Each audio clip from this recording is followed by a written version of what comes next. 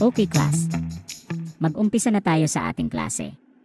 Maghanda ng isang buong papel para sa ating pagsusulit.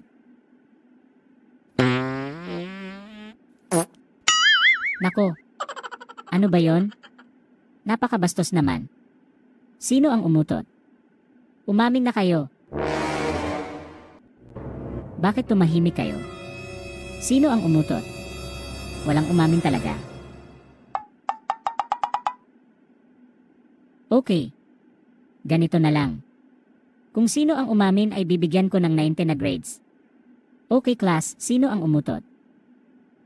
Sir. Ako po. Pwede po bang gawin mo na lang 100, sir? Oh, Jimboy. Ikaw pala ang umutot. Bakit naman 100? Di ba sabi ko kanina na 90 lang ang ibigay ko na grades?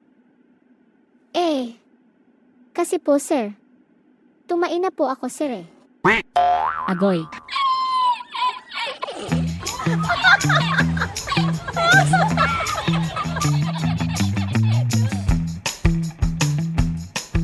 Alam mo, Bing, sa klase namin, ako lang talaga ang palaging sumasagot sa mga oral recitation ng aming teacher. Wow. Galing mo naman, Joy. Napakatalino mo talaga, pero ako, Joy. Sa amin ding klase. Hindi naman sa pagmamayabang. Hindi naman ako katalinuhan, pero tumatayo din ako kapag may oral recitation sa aming klase, oy. Aba, matalino ka rin pala, Bing Oo nga, Joy. Kaso lang, hindi na ako pinaupo ng teacher ko. Nick.